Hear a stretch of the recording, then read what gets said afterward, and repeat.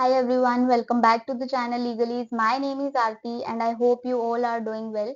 So in this video we are continuing with part 2 that consists of chapter number 2 that is relevancy of facts from section 3 to 50. हमने 3 to 7 number जो section है वो already deal कर लिए हैं. इस video में हम सेक्शन नंबर 8 एंड 9 से डील करेंगे. So let's start with section number 8. Section number 8 जो है वो हमें ये बताता है कि अगर किसी कॉन्स्पिरेसी के दौरान कोई भी कॉन्स्पिरेटर कुछ बोलता है, कुछ लिखता है या कोई एक्ट करता है तो वो सभी चीजें क्या रिलेवेंट होंगी. तो इस सेक्शन को समझने के लिए पहले हमें ये पता होना चाहिए कि कॉन्स्पिरेसी क्या होता है और कॉन्स्पिरेटर्स कौन होते हैं.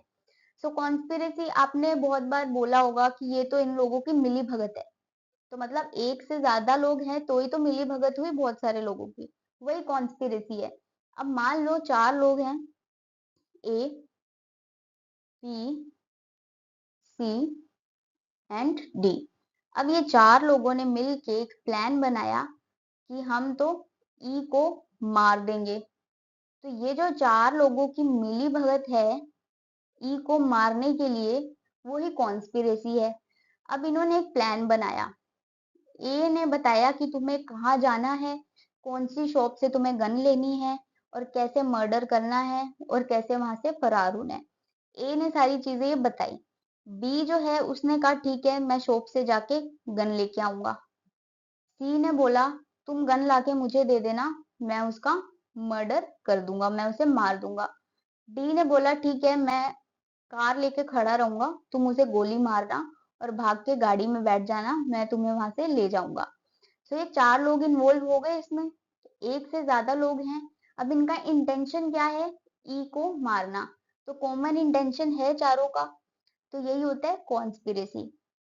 अब इस कॉन्स्पिरेसी के दौरान जब से इन्होंने प्लान बनाया उसके बाद से लेके ई को मारने तक जो भी इसमें इन्होंने बोला, एक्ट किया या लिखा, वो सब चीजें क्या होंगी, रेलेवेंट मानी जाएंगी. और ये तो हुई कॉन्स्पिरेसी. इनका प्लान जो है ई को मारने का, ये हुई कॉन्स्पिरेसी. और जो A B C and D है ये हुए कॉन्स्पिरेटर्स. तो अब आपको समझ आ गया होगा कि कॉन्स्पिरेसी क्या होता है और कॉन्स्पिरेटर्स क्या होते हैं. तो सेक्शन नंबर 8 के जो 5 एसेंशियल पॉइंट्स हैं उन्हें देखते हैं. फर्स्ट पॉइंट है कि प्राइमा फेसी कॉन्स्पिरेसी होनी चाहिए केस में. अब कोर्ट ने केस को सुना, सभी चीजें देखते हुए रीजनेबल ग्राउंड्स थे कोर्ट के पास ये मानने के लिए कि इस केस में कॉन्स्पिरेसी है. प्राइमा फेसी कॉन्स्पिरेसी दिख रही थी वहां पे. सेकंड पॉइंट है कि एनीथिंग सेड डन और written by any one of such conspirators. ये हमने ऑलरेडी देख लिया कि किसी एक कॉन्स्पिरेटर या सभी कॉन्स्पिरेटर के द्वारा कुछ भी बोला गया, लिखा गया या कोई एक्ट किया गया, वो सब चीजें किसके रेफरेंस में होनी चाहिए, उनके कॉमन इंटेंशन के रेफरेंस में होनी चाहिए. अब बी ने ए को बोला कि मैं जाके गन लेके आऊंगा. बी गया, बी ने एक्ट किया, बी शॉप पे गया गन लेने के लिए, तो ये रेलेवेंट हुआ. अब बी ने बीच में खाना खाया, वो क्या रेलेवेंट है क्या, वो रेलेवेंट नहीं है क्योंकि वो किसके रेफरेंस में नहीं है, वो कॉमन इंटेंशन के रेफरेंस में नहीं है. ए ने प्लान बनाया, ए ने बोल के बताया बी को कि तुम्हें कहाँ से गन लेनी है, कहाँ से तुम्हें गन मिलेगी, ये रेलेवेंट हुआ क्योंकि ये कॉमन इंटेंशन के बारे में था. अब ए ने बी को बताया कि मेरा तो बहुत सिर दर्द हो रहा है, ये क्या रेलेवेंट हुआ, नहीं हुआ रेलेवेंट. क्यों, क्योंकि ये कॉमन इंटेंशन के रिगार्डिंग नहीं है. अब देखते हैं जो point number 4, after the time when such intention was first entertained. मैंने आपको बताया कि इस प्लान के बनने से लेके ई के मर्डर होने तक जो भी बोला गया, जो भी एक्ट किया गया, जो भी लिखा गया, किसके द्वारा, कॉन्स्पिरेटर्स के द्वारा, वो सब चीजें क्या होंगी, रेलेवेंट होंगी. और जो भी बोला गया, लिखा गया या एक्ट किया गया वो किसके रेफरेंस में होना चाहिए, उनके कॉमन इंटेंशन के रेफरेंस में होना चाहिए. तो फोर्थ पॉइंट हमें यही बता रहा है कि यहाँ से जो इनका प्लान स्टार्ट हुआ, इसके बाद से इन्होंने जो भी बोला, जो भी किया, जो भी लिखा, वो सब चीजें रेलेवेंट होंगी. और फिफ्थ पॉइंट हमें बताता है is relevant fact against each of the persons involved so conspiring. जो भी लोग इन्वॉल्व थे उनके लिए ये, उनके अगेंस्ट ये रेलेवेंट फैक्ट होगा. मतलब ए से A B C and D इन चारों के लिए ये रेलेवेंट फैक्ट है, इनके अगेंस्ट ये रेलेवेंट फैक्ट्स हुए। और दूसरी चीज क्या, किस चीज को प्रूव करने के लिए, कॉन्स्पिरेसी की एग्जिस्टेंस को प्रूव करने के लिए भी ये रेलेवेंट फैक्ट्स हुए। सो अब नेक्स्ट देख, इसमें वही एग्जाम्पल बताया जो मैंने ऑलरेडी आपको बता दिया, ये आप देख लेना एक बार, आपको समझ में आ जाएगा क्या लिखा है इसमें। लेकिन इसमें आपको एक चीज और ध्यान में रखनी है, वो ये है कि जैसे हमने लास्ट एग्जाम्पल में 4 कॉन्स्पिरेटर्स लिए थे, A B C and D. अब ए ने क्या था, प्लान बता दिया और ए का पार्टिसिपेशन यहाँ पे खत्म हो गया। अब जो डी ने जो एक्ट किया है, वो सी को जब गाड़ी में लेके भागा, वो एक्ट उसका क्या ए के अगेंस्ट भी रेलेवेंट फैक्ट होगा, क्योंकि ए की तो पार्टिसिपेशन खत्म हो गई है उस टाइम पे। तो इसका आंसर है हाँ होगा। ए की पार्टिसिपेशन भले ही खत्म हो गई है, फिर भी जो डी का एक्ट है वो उसके अगेंस्ट रेलेवेंट होगा, क्योंकि ये सब लोग जो हैं वो एक ही कॉन्स्पिरेसी में इन्वॉल्व हैं, एक ही कॉन्स्पिरेसी का पार्ट है, तो इसलिए डी का एक्ट जो है वो ए के अगेंस्ट भी रेलेवेंट होगा, भले ही ए की पार्टिसिपेशन अब खत्म हो गई है। तो ये चीज आपको ध्यान में रखनी है। और ये वही एग्जांपल है जो मैंने आपको समझाया था, तो ये आप पोज करके देख लेना। सो नेक्स्ट अब हम केस लॉज देखेंगे। सो फर्स्ट केस है R versus Blake and Tye. इसमें कोर्ट ने ये बोला था कि mere statement made by one conspirator और an act done by him which is not necessary to carry out the conspiracy is not relevant। इसमें हमने देखा था third point, in reference to common intention. अब अगर उसने बोला कि मेरा सिर दर्द हो रहा है, तो वो कॉमन इंटेंशन से थोड़ी रिलेटेड हुआ, कॉमन इंटेंशन के रेफरेंस में नहीं हुआ, कॉन्स्पिरेसी के रेफरेंस में नहीं हुआ, तो वो रेलेवेंट नहीं होगा। यही बताया था R versus Blake and Tye में। अब नेक्स्ट जो है वो Mirza Akbar versus king emperor. इसमें प्रिवी काउंसिल ने ये बोला था कि एनी स्टेटमेंट और confession made to a third party after the common intention और the conspiracy has ceased to exist is not admissible. ये मैंने आपको बताया था कि उनके प्लान से लेके ई के मर्डर करने तक उन्होंने जो भी बोला, जो भी एक्ट किया, जो भी लिखा, वो ही रेलेवेंट होगा। तो इसमें यही बताया था कि मर्डर के बाद अगर उन्होंने कुछ बोला, लिखा या कोई एक्ट किया तो वो रेलेवेंट नहीं माना जाएगा। तो ये मैंने आपको पहले भी बता दिया था, वही चीज इसमें बताई गई है। सो नेक्स्ट हम देख इलिस्ट्रेशन। तो इलिस्ट्रेशन में ये बोला गया कि reasonable ground exist for believing that A has joined in a conspiracy to wage war against the state. अब कोर्ट के पास रीजनेबल ग्राउंड्स हैं किस चीज के लिए, कि कॉन्स्पिरेसी एग्जिस्ट कर रही है, मतलब प्राइमा फेसी कॉन्स्पिरेसी है केस में। और कोर्ट के पास ये रीजनेबल ग्राउंड्स हैं कि ए जो था वो तो पार्ट था ही था उस कॉन्स्पिरेसी का। अब जो भी चीजें बी ने की, ई ने की, सी ने की, डी ने की, मतलब अलग अलग कॉन्स्पिरेटर्स के द्वारा जो भी चीजें की गई, वो ए के अगेंस्ट रेलेवेंट फैक्ट्स हो सकती हैं। तो यही दिया है इस इलस्ट्रेशन में। तो इसमें लिखा है C collected money in Kolkata for a like object, D persuaded persons to join the conspiracy in Mumbai, E published writings advocating the object in view at Agra, and F transmitted from Delhi to G at Singapore the money which C had collected at Kolkata and the contents of a letter written by H giving an account of the conspiracy are relevant facts। तो ये सब चीजें क्या दी गई हैं, यहाँ से लेके यहाँ तक यही बताया गया है कि इन सब के द्वारा जो किए गए एक्ट्स हैं या कुछ भी लिखा गया है या कुछ भी बोला गया है वो ए के अगेंस्ट भी रेलेवेंट होगा, ये लिखा गया है। What to prove the existence of the conspiracy, ये भी प्रूव कर रहे हैं कि कॉन्स्पिरेसी है।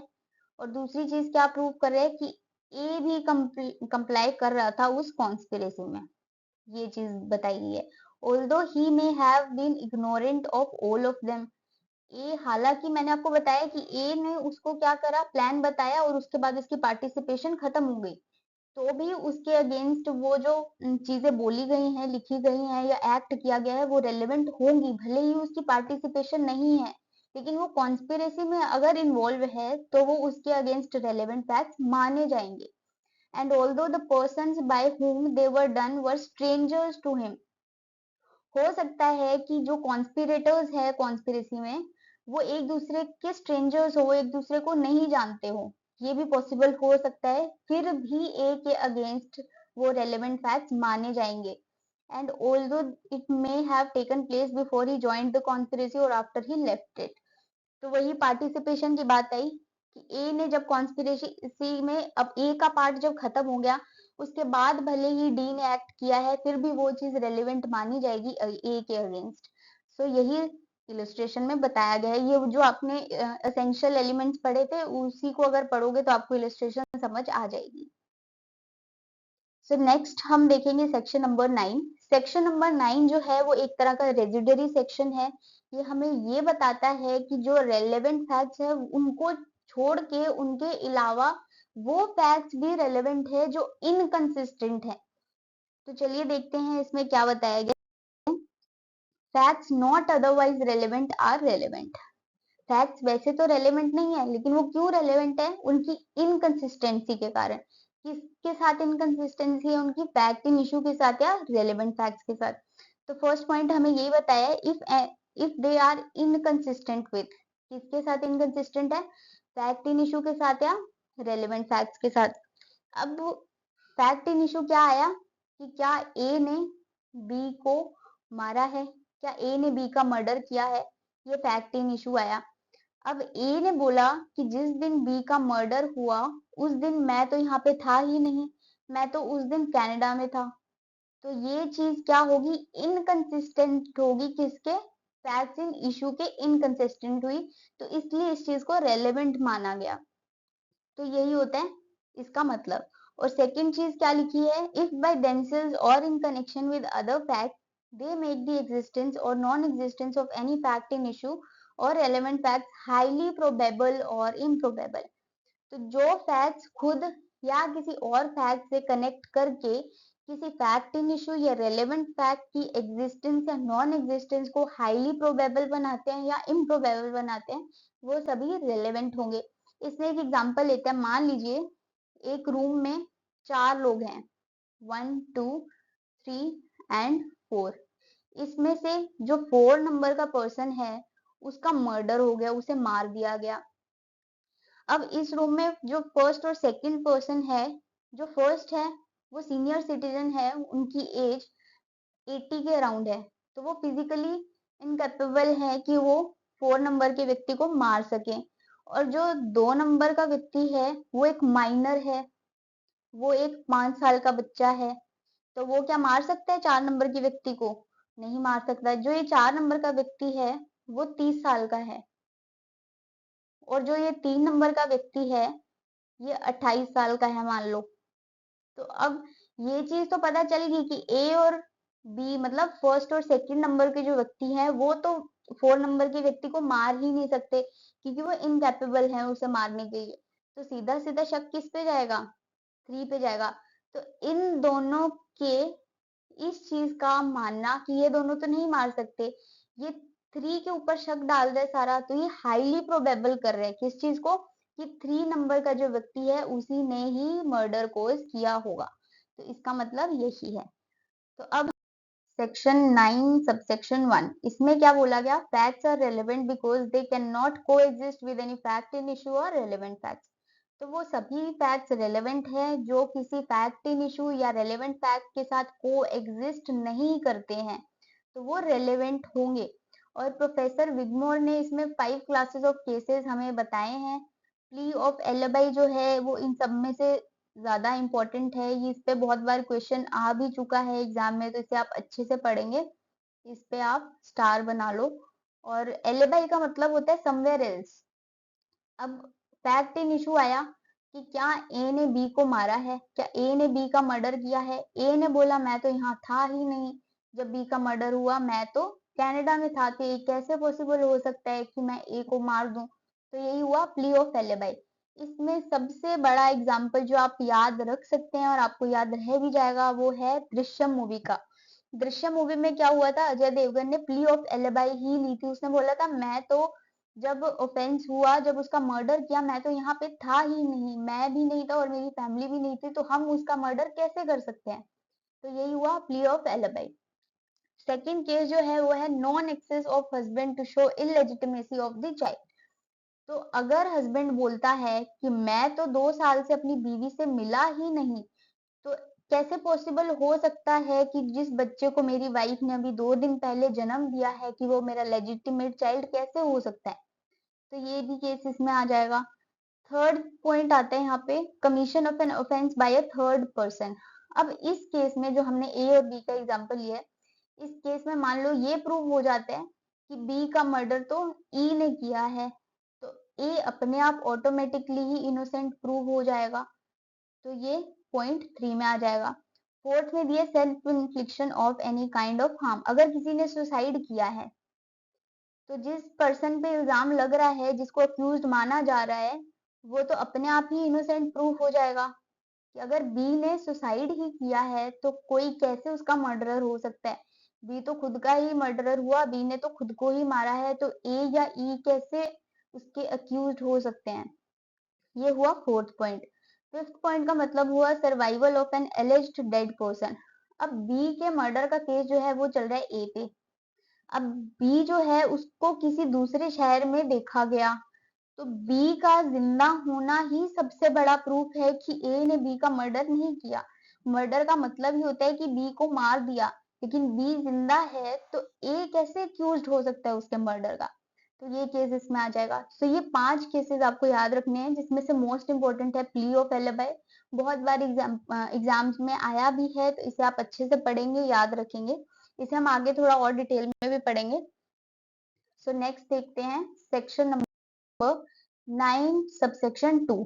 इसमें ये बोला गया कि वो सभी फैक्ट्स रेलेवेंट है जो कि किसी फैक्ट इन इशू या फिर रेलेवेंट फैक्ट्स की एग्जिस्टेंस या नॉन एग्जिस्टेंस को हाईली प्रोबेबल बनाते हैं या इम्प्रोबेबल बनाते हैं। इसमें मैंने आपको हाईली प्रोबेबल का एग्जांपल दे दिया था कि 4 लोग हैं एक रूम में, एक है वो सीनियर सिटीजन है, दूसरा बच्चा है, तीसरा जो है वो बिल्कुल फिजिकली फिट इंसान है, और चौथा जो है जिसका मर्डर हो गया है। तो किस पे ऑटोमेटिकली शक जाएगा? थर्ड वाले पर्सन पे। तो ये हुआ हाईली प्रोबेबल। और इम्प्रोबेबल का अगर एग्जांपल लें तो वो हम इस केस लॉ से पढ़ते हैं, तो आपको समझ में आ जाएगा। ये केस लॉ है Brijlal Prasad Sinha versus State of Bihar. इसमें क्या हुआ था? ए was killed by B, who shot him with a gun. Three witnesses said that the gun was shot from 25 feet, but the medical evidence showed burn mark near the wound which can be caused when gun was shot more closely. अब A ने B को मार दिया, किससे? Gun shot से। तीन witnesses आए जिन्होंने बोला कि ए को कैसे मारा गया? 25 फीट की दूरी से गोली चला के उसे मारा गया। लेकिन मेडिकल एग्जामिनेशन हुआ तो उसमें ये आया कि जो गोली चलाई गई है वो बहुत ही पास से चलाई गई है। तो ये चीज मेडिकल जो एविडेंस आया है, ये चीज और उन तीन विटनेसेस के द्वारा दी गई स्टेटमेंट जो है कि 25 फीट की दूरी से गनशॉट मारा गया है, तो ये दोनों क्या हुई? इनकंसिस्टेंट हुई। तो जो मेडिकल एविडेंस आया है वो उन विटनेसेस की स्टेटमेंट को हाईली इम्प्रोबेबल बना रहा है। तो ये चीज आपको समझ आ गई होगी। सो नेक्स्ट हम देखते हैं plea of alibi. Plea of alibi क्या चीज होती है? इसका मतलब है एल्सवेयर। तो एक लेटिन टर्म है जिसका मतलब है elsewhere. The accused must need evidence to show that he was so far off at the moment of crime from the place of occurrence that he could not have committed the offense. अब ये कौन proof करेगा? ये तो वही accused ही proof करेगा कि मैं वहां पे था ही नहीं। अब दृश्यम मूवी में अजय देवगन ने ही तो प्रूफ किया था कि मैं वहां पे था ही नहीं, तो मैं उसका मर्डर कैसे कर सकता हूँ? मैं और मेरी फैमिली तो वहां थे ही नहीं। तो एविडेंसेस किसको लाने पड़ेंगे? अजय देवगन को लाने पड़ेंगे। अजय देवगन ने कैसे एविडेंसेस जो है वो घुमाए थे? वो जो बस कंडक्टर था उसके साथ, और जो वहां पे वो सिनेमा हॉल में गए थे वहां पे, ये सब चीजें क्या होती हैं? एविडेंसेस होते हैं जो उसने बहुत ही शातिर दिमाग से सोचा और कोर्ट में लेके आया। और थर्ड चीज है the burden of proving the plea of alibi lies on the accused. यही बात वापस आ गई कि बर्डन किस पे होगा? अक्यूज्ड पे ही बर्डन होगा, उसे ही प्रूव करना पड़ेगा कि मैं वहां पे था ही नहीं, तो मैं मर्डर कैसे कर सकता हूँ? ये हुआ प्ली ऑफ एलिबाई। अब नेक्स्ट हम देखेंगे case laws. First case law है Bhununi Sahu versus king emperor. इसमें प्रीवी काउंसिल ने ये बोला कि alibi evidence is proved by disinterested and impartial witness.